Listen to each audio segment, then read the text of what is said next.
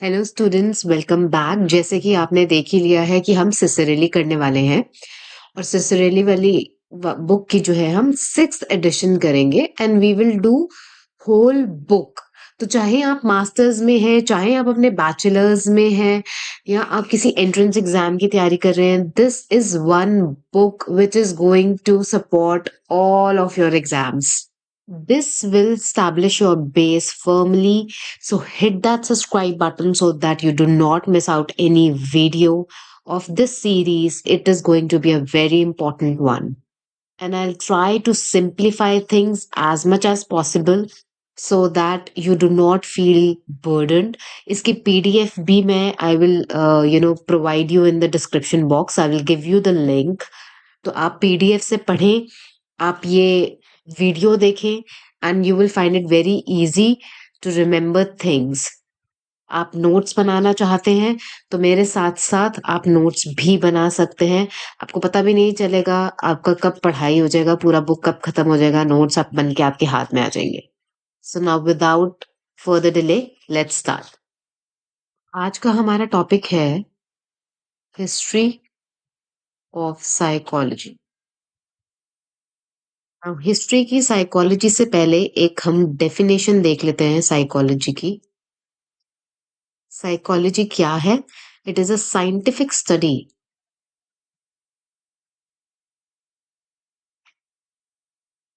Of behaviour and mental processes.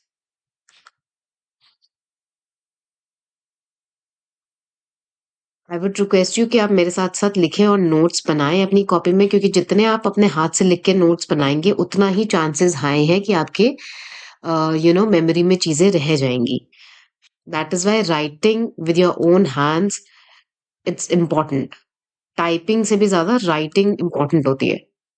So now scientific study of behaviour and mental processes. ठीक है, ये एक basic definition है आपकी साइकोलॉजी की. नाउ हम अगर बिहेवियर की बात करें तो बिहेवियर हमारा क्या होता है? बिहेवियर हमारा होता है ओवर्ट एक्शन.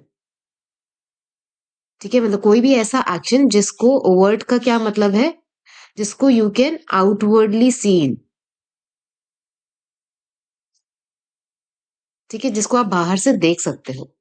वहीं मेंटल प्रोसेसेस जो होती हैं वो कोवर्ट होती हैं.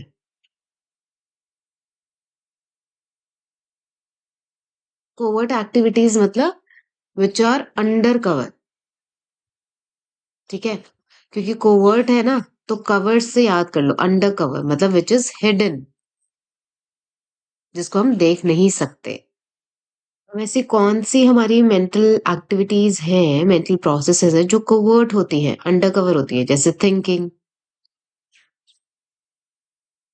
ठीक है, रिमेम्बरिंग. अब एग्जाम में आप याद कर रहे हो तो मान लो आप पेन हिला रहे हो या याद करने की कोशिश कर रहे हो, तो आपके फेस को देख के ये तो पता चल सकता है कि शायद आप कुछ याद करने की कोशिश कर रहे हो. वो हो जाएगा आपका ओवर्ट बिहेवियर, क्योंकि वो outwardly it can be seen. But something जो आप क्या याद करने की कोशिश कर रहे हो, the material, what is it exactly that you are trying to remember, वो हमें नहीं पता चल पाएगा.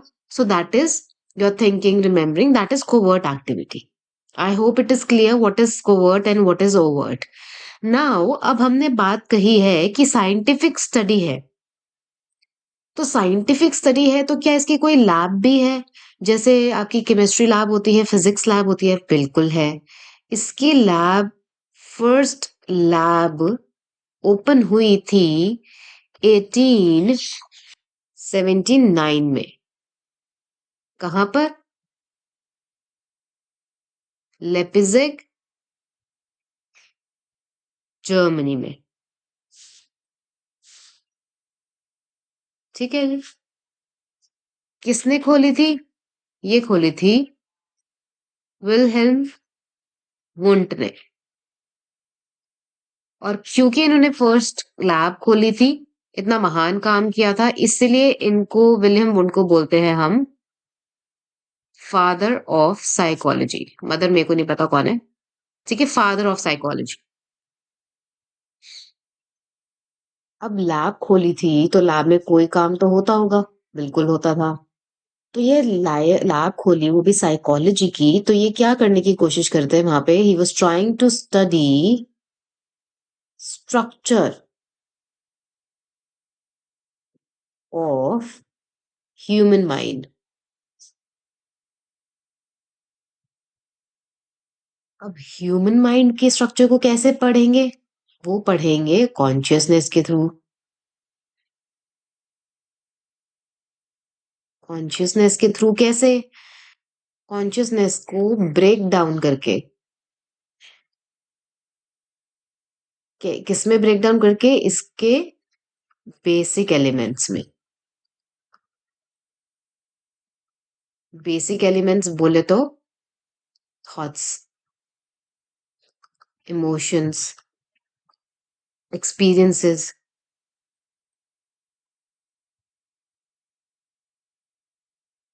Through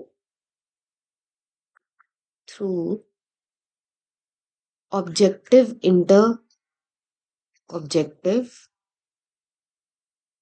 introspection. सो वुंट ने बोला थ्रू ऑब्जेक्टिव इंट्रोस्पेक्शन हम बेसिक एलिमेंट्स जैसे थॉट्स, इमोशन, एक्सपीरियंसेस को स्टडी करेंगे। अब ये ऑब्जेक्टिव इंट्रोस्पेक्शन क्या होता है? इसको समझते हैं एक एग्जाम्पल से। फॉर एग्जाम्पल मान लो एक रॉक है और वो आपके हैंड में पकड़ा दिया। तो वुंट ने बोला कि हम कुछ पार्टिसिपेंट्स लेंगे एज एन एक्सपेरिमेंट के तौर पे और उनको उनके हाथ में एक रॉक दे देंगे और उनको बोलेंगे कि ऑब्जेक्टिव तरीके से लिखो कि आपको क्या लग रहा है, जैसे क्या सेंसेशंस हो रही हैं, क्या आपके फीलिंग आ रहा है, क्या थॉट्स आ रहे हैं। ऑब्जेक्टिव तरीके से लिखना मतलब कि विदाउट एनी बायस। ठीक है? जो भी सेंसेशंस आ रहे हैं, जैसे कि हेवी है, काफी रफ है रॉक, या काफी पेबल है, एकदम स्मूथ है, ठंडा लग रहा है, बहुत भारी लग रहा है, जो भी आपका है, एकदम उसको बिना किसी फर्दर उसके, जो भी आपका फर्स्ट थॉट आ रहा है, बिना किसी बायस के वो उसको लिखो। तो इस तरीके के एक्सपेरिमेंट से उन्होंने बोला कि हम ऑब्जेक्टिव इंट्रोस्पेक्शन को जो है करेंगे। और ये था आपका सारा विलियम वुंड का, जो फादर ऑफ साइकोलॉजी है। ठीक है? इसके बाद हम थोड़ा आगे चलते हैं। ये नीचे क्यों नहीं हो रहा? हाँ, ठीक है। अब ये लैब खुली, वहां पे एक्सपेरिमेंट्स होने शुरू हो गए, बातें बातें होनी शुरू हो गई। फिर उसके बाद क्या हुआ जी? फिर इनके एक स्टूडेंट थे जिनका नाम था टिचनर।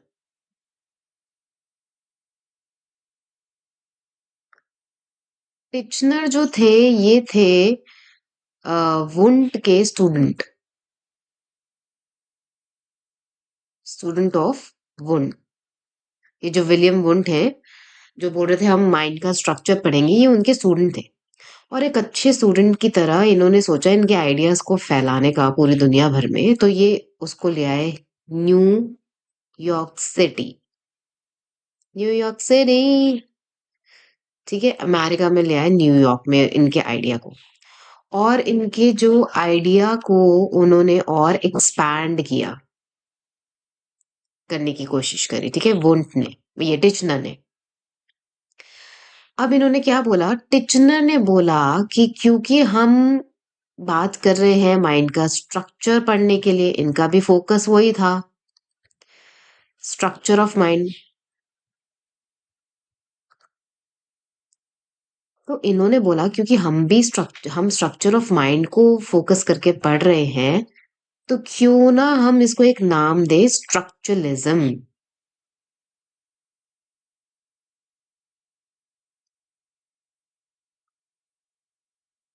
स्ट्रक्चरलिज्म।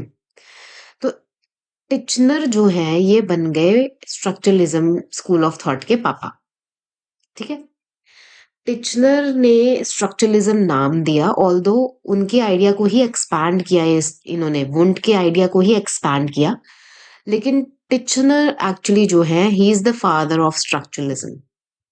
इन्होंने स्ट्रक्चरलिज्म को जो है स्ट्रक्चरलिज्म का नाम दिया क्योंकि हम स्ट्रक्चर ऑफ माइंड के बारे में बात कर रहे हैं। पर हुआ क्या ना कि ये ज्यादा टाइम टिका नहीं ये चीज, और ये काफी जल्दी फेड अवे हो गया। फेड अवे हो गया ये। क्यों? रीजन? बिकॉज ये लोग आपस में लड़ने लग गए इस बात को लेके कि विच की एलिमेंट इज इम्पोर्टेंट। भई आप बोल रहे हो हम स्ट्रक्चर ऑफ माइंड पढ़ेंगे, बट उस स्ट्रक्चर ऑफ माइंड में कौन-सा एलिमेंट जो है आप उसको इम्पोर्टेंस दोगे? ये आपस में ही स्कूल ऑफ थॉट के जो लोग थे, स्ट्रक्चरलिज़्म के लिए जो थे, वो लड़ने लग गए आपस में कि ये इम्पोर्टेंट है, वो इम्पोर्टेंट है, किस पे फ़ोकस करें, किसको भई स्ट्रक्चर तो पढ़ेंगे, लेकिन स्ट्रक्चर में भी कौन-सा की एलिमेंट ज़्यादा इम्पोर्टेंट है, किसको ज़्यादा इम्पोर्टेंस देंगे? और इनमें लड़ाई-झगड़े चालू हो गए।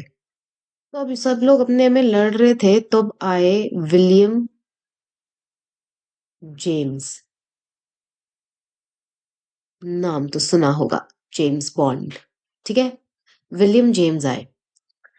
तो इन्होंने बोला, ये भी इंटरेस्टेड थे, ऐसी बात नहीं थी कॉन्शियसनेस के लिए, ठीक है? जैसे विलियम वुंट इंटरेस्टेड थे कॉन्शियसनेस का स्ट्रक्चर पढ़ने के लिए, तो ये भी इंटरेस्टेड थे कॉन्शियसनेस में, उसकी मतलब जो इम्पोर्टेंस है, इम्पोर्टेंस ऑफ कॉन्शियसनेस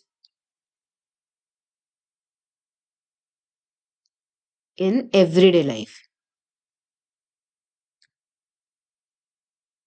हमारी जो रोजमर्रा की जिंदगी में जो कॉन्शियसनेस की इम्पोर्टेंस है, ये उसके लिए इंटरेस्टेड थे। ये बोलते थे कि देखो कॉन्शियसनेस जो है वो तो एवर फ्लोइंग है, मतलब आपको एक मिनट में हजारों थॉट्स आ जाते हैं।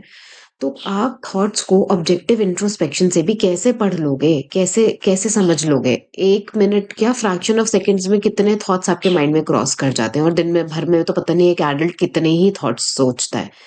तो ये तो बड़ा मुश्किल काम है। So he was interested in knowing how mind how mind allow people to function in daily life। तो वो इसमें इंटरेस्टेड थे कि माइंड हमें कैसे लोगों को अलाउ करता है फंक्शन करने के लिए। वो अपने काम पे जाते हैं, एनवायरनमेंट से एडजस्ट करते हैं, आसपास से एडजस्टमेंट करते हैं, काम पे जाते हैं, खेलते कूदते हैं, वो ये सब उनका माइंड उनको कैसे फंक्शन करता है। तो क्योंकि वो इसमें इंटरेस्टेड थे फंक्शन को जानने के लिए कि how the mind allow people to function in daily life, इन्होंने अपने स्कूल ऑफ थॉट का नाम दिया फंक्शनलिज्म।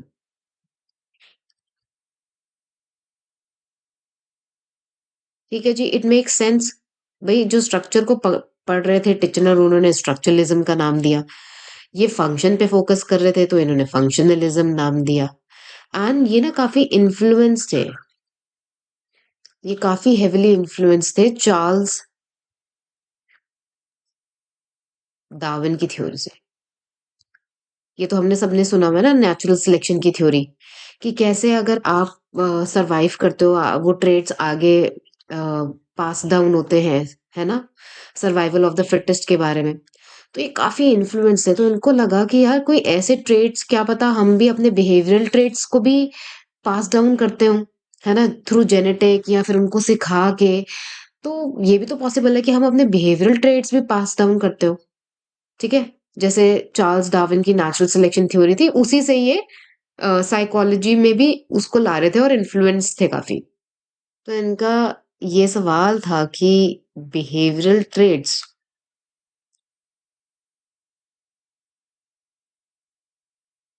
भी सेम करते हैं क्या, है ना? कि बिहेवियरल ट्रेड्स भी हम थ्रू लर्निंग हो या मतलब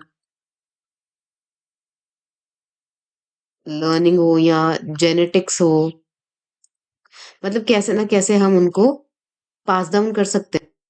नॉट लर्निंग बट टीचिंग, सिखा के। जैसे शिकारी अपने बच्चे को शिकार करना सिखाता है, ऐसे। तो हम उनको सिखा के या जेनेटिकली कैसे भी तो पास डाउन कर सकते हैं क्या बिहेवियरल ट्रेट्स भी। तो ये काफी इन्फ्लुएंस थे उससे। ये पर्सपेक्टिव काफी मेजर पर्सपेक्टिव नहीं है, पर एजुकेशनल, इंडस्ट्रियल और ऑर्गेनाइजेशनल, इन सब साइकोलॉजी में आपको इसका इन्फ्लुएंस थोड़ा सा मिल जाए। आज की डेट में भी। ऑल्दो ये स्कूल ऑफ थॉट भी ज्यादा पॉपुलर नहीं है अब। जब सब लोग सब अपना अपना कुछ ना कुछ कर रहे थे, ठीक है, कोई बोल रहा है स्ट्रक्चर को पढ़ेंगे, कोई बोल रहा है कि जी हम फंक्शन को पढ़ेंगे, तो मैदान में कूदा एक और शख्स जिसका नाम था मैक्स वर्थहाइमर। ठीक है, भाई सब जी कैसे पीछे रह जाएंगे, ये भी अपना कुछ योगदान तो देंगे। ठीक है, स्ट्रक्चरलिज्म बोल रहे हैं स्ट्रक्चर पढ़ेंगे, फंक्शनलिज्म वाला बोल रहा है कि फंक्शन पढ़ेंगे कॉन्शियसनेस का, स्ट्रक्चर कैसे पढ़ सकते हो, फंक्शन पे ध्यान दो। वर्थहाइमर जी आए और इन्होंने अपना एक दिया नारा।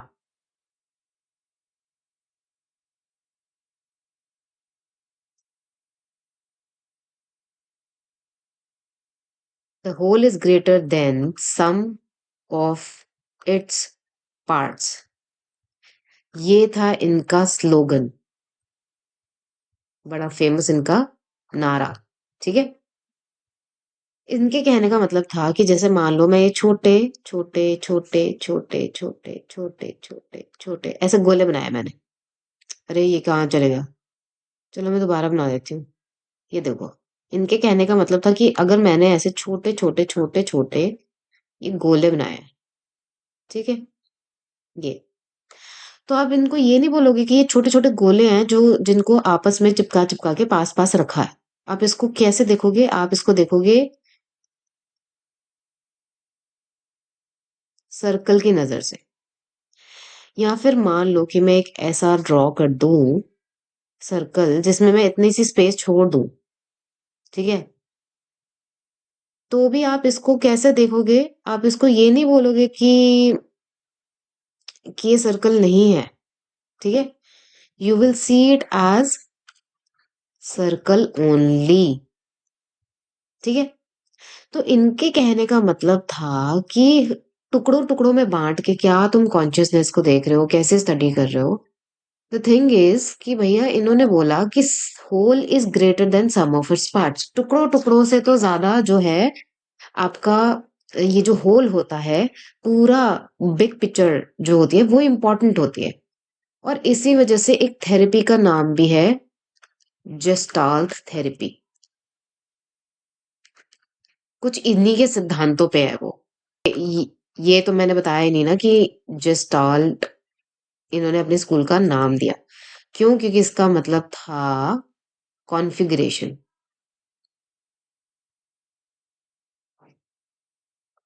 ठीक है, जो बिल्कुल फिट बैठ रहा था जो ये कह रहे थे उसके हिसाब से। ठीक है, जर्मन वर्ड है जेस्टाल्ट जिसका मतलब था कॉन्फ़िगरेशन या फिर एज एन होल। ठीक है, तो ये वैसे भी होल पे फोकस कर रहे थे और इनका तो नारा ही यही था, इनका स्लोगन ही यही था कि the whole is greater than sum of its parts. तो डेफिनेटली इनका नाम था स्कूल का जस्ताल थेरेपी, जो कि मैक्स वर्थ हाइमन ने दी थी। और जो है आपको यहाँ पे एक थेरेपी आज भी देखने को मिलती है, वो है जिस्टाल थेरेपी, जो कि इन्हीं के प्रिंसिपल्स पे है।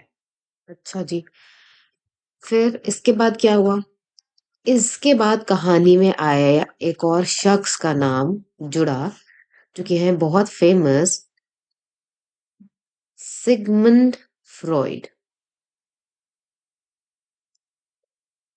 कोई एयूडी का बच्चा है तो यार मेरे को कांटेक्ट करना प्लीज, मेरा तो बड़ा मन है एयूडी जाने जाने का। मेरे को तो बड़ा बहुत अच्छा लगता है, साइको एनालिसिस पढ़ने का मेरा बड़ा मन है। ठीक है, सिगमंड फ्रॉइड, इन्होंने दिया साइको एनालिसिस का कंसेप्ट।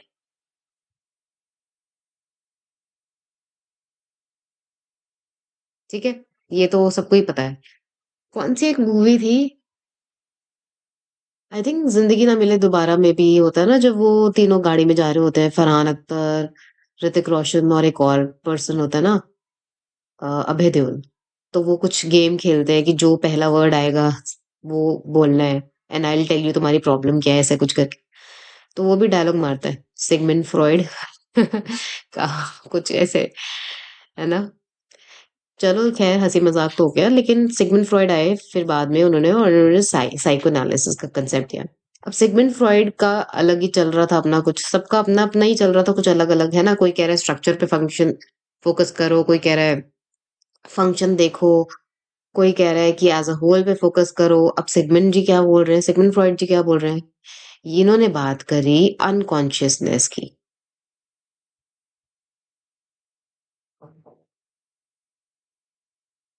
इन्होंने बात करी चाइल्डहुड मेमोरीज की।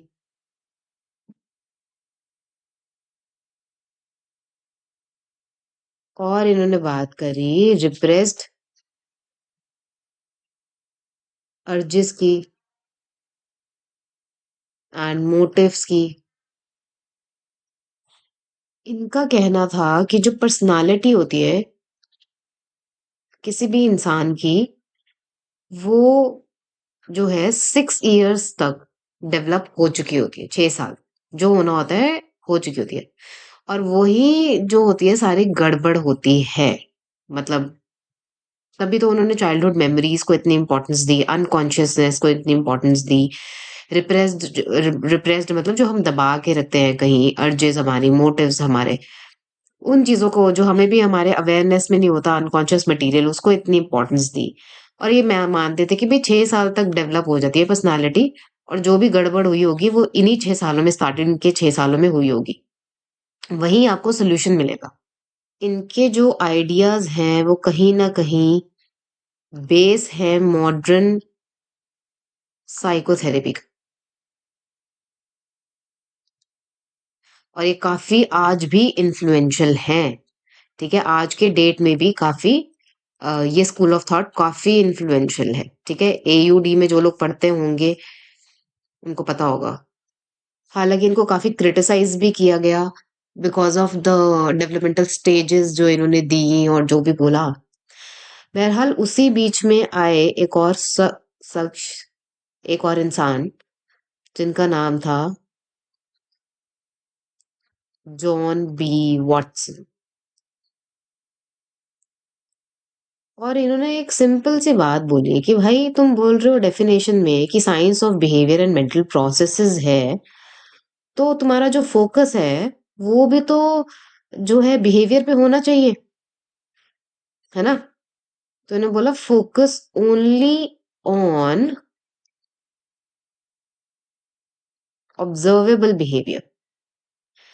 ऑब्जर्वेबल बिहेवियर क्यों बोला? क्योंकि कोवर्ट जो मेंटल प्रोसेसेस हैं, हिडन होती हैं, अंडर कवर होती हैं, उस पे फोकस नहीं करना आपको। जो ऑब्जर्वेबल है, ओवर्ट है, ब्रैकेट में लिख भी सकते हो, ओवर्ट है, ठीक है, ऑब्जर्वेबल है, उस पे फोकस करना है, क्योंकि यही तो हमारी डेफिनेशन बता रही है हमें। तो इन्होंने सिंपल सिंपल आके ये बोला कि भाई ऑब्जर्वेबल बिहेवियर पे करो फोकस।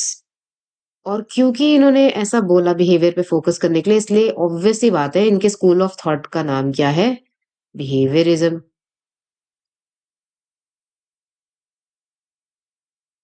ठीक है, तो मतलब जिसने जिस चीज पे फोकस किया उसके स्कूल ऑफ थॉट का नाम वही है। जिसने स्ट्रक्चर पे फोकस किया, स्ट्रक्चरलिज्म नाम हो गया। बिहेवियर पे फोकस किया, बिहेवियरलिज्म नाम हो गया। फंक्शन पे फोकस किया, फंक्शनलिज्म नाम हो गया। सिंपल सिंपल सी बातें हैं। ठीक है, इन्होंने इवान पावलो के एक्सपेरिमेंट के बारे में पढ़ा, जो कि कंडीशनिंग के बारे में था। ठीक है, इवान पावलो का। अब वो एक्सपेरिमेंट क्या था कि वो एक डॉग होता है। ठीक है, डॉग होता है और उसको रखा होता है, उसको फूड देने जब आता है जेनेटर, तो बेल बजती है। ठीक है, और बेल बजती है तो बेल से डॉग को देख के फूड, डॉग के सामने फूड रखो तो जो है डॉग सलाइवेट करेगा, उसके मुंह में पानी आएगा, लार टपकेगी। ये तो नेचुरल रिस्पॉन्स है। ठीक है, नेचुरल रिफ्लेक्स है, ये नेचुरल अकरिंग रिस्पॉन्स है। लेकिन घंटी बजाओ और तब उसके मुंह में पानी आना शुरू हो जाए, ये तो नेचुरल रिस्पॉन्स नहीं है। लेकिन हुआ क्या, उन्होंने अपने एक्सपेरिमेंट में ऐसा दिखाया कि धीरे धीरे डॉग को कंडीशन कर दिया। मतलब उसको समझ आ गई कि घंटी जब बजती है इसका मतलब मेरा फूड आने वाला है, और घंटी बजते ही मुंह में पानी आ गया। इसको आप ऐसे समझो सिंपल भाषा में, जब आप स्कूल में थे, जब आप स्कूल में थे वहां पे आपका रिसेस होता था, रिसेस टाइम होता था, और आपको पता है आप मैगी लेके आए हो रिसेस अपने लंच बॉक्स में, तो आपका रिसेस की घंटी बजते ही मुंह में पानी आ जाएगा। फूड को देख के मुंह में पानी आना, सलाइवेट करना, तो नेचुरल रिस्पॉन्स है। ठीक है, मतलब रिफ्लेक्स है, रिफ्लेक्स एक्शन है। लेकिन भाई आप बेल को देख के आपके मुंह में पानी आने लग जाए, सलाइवेट करने लग जाओ, तो ये कंडीशन रिस्पॉन्स है, ये कंडीशनिंग हुई है आपकी।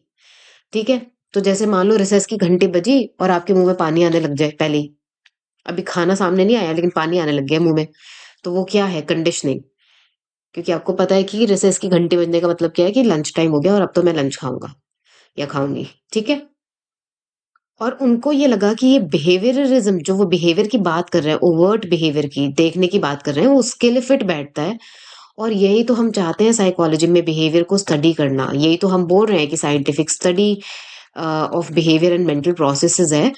तो मुझे तो ये फिट लग रहा है, एकदम परफेक्टली फाइन लग रहा है, यही करना है। और इन्होंने क्या करा फिर, इन्होंने ना एक अपना एक्सपेरिमेंट भी करा जिसका नाम था लिटिल। इससे पहले ना आप स्टिमुलस समझ गए हो? एक मिनट, लिटिल एक्सपेरिमेंट से पहले आप ये समझो कि स्टिमुलस प्लस जो आपका रिस्पॉन्स होगा उस पे, वो आपका बिहेवियर है।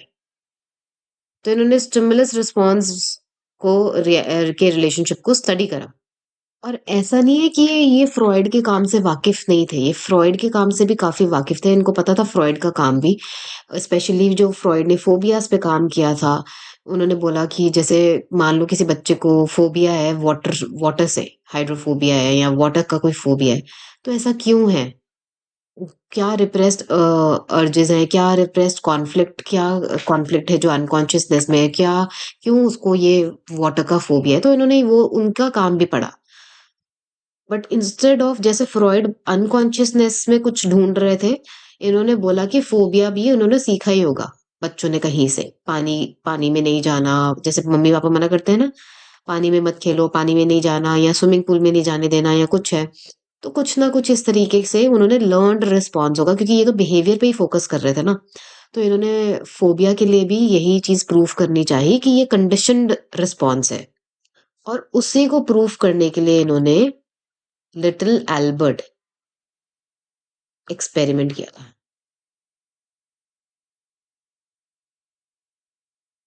अब लिटिल एल्बर्ट एक्सपेरिमेंट में इन्होंने क्या किया, एक बच्चा लिया, ठीक है, उस बच्चे का नाम एल्बर्ट था। एक बच्चा लिया और वो बच्चा बड़ा खुश मिजाज, हंसी खुशी, एकदम जॉली नेचर का, ठीक है, हर किसी के पास आ जाता, खुश, मतलब हंसमुख बच्चा, किसी चीज से उसको डर नहीं, कुछ नहीं। इन्होंने क्या किया, इसको दिखाया व्हाइट कलर का रैट। और व्हाइट कलर का जब जब इसको रैट दिखाया, पीछे से ढम करके बड़ा सा लाउड स्केरी नॉइज भी साथ में आया। अब धीरे धीरे धीरे करके क्या हुआ, जब जब उसको रैट दिखाए तब तब पीछे से वो नॉइज आए, स्केरी सी, लाउड सी। जब रैट दिखाए वो स्केरी सी नॉइज आए। तो धीरे धीरे धीरे एक टाइम के बाद क्या हुआ कि वो लाउड जो नॉइज थी वो नहीं बजाई, लेकिन वो रैट देख के ही रोने लग पड़ा।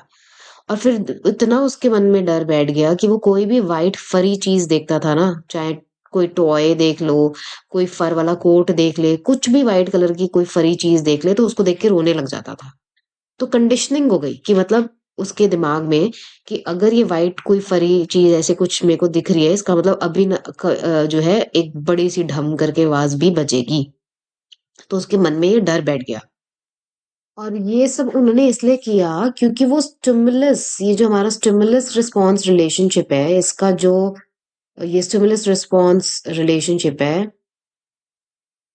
इसको प्रूव करना चाहते थे। जस्ट लाइक इवान पैवलो ने बोला था ना, इवान पैवलो ने जिस तरीके से वो डॉग की कंडीशनिंग का किया था, वैसे ही वो प्रूव करना चाहते थे बिहेवियरिज्म अपने स्कूल में।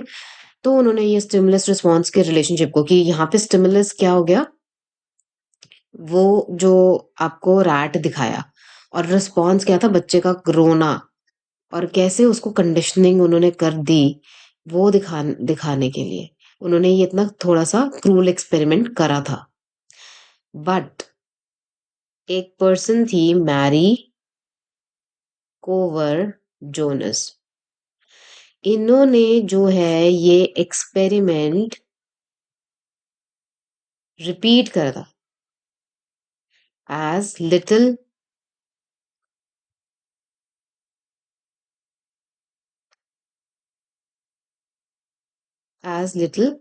पीटर। किस लिए? काउंटर कंडीशनिंग के लिए।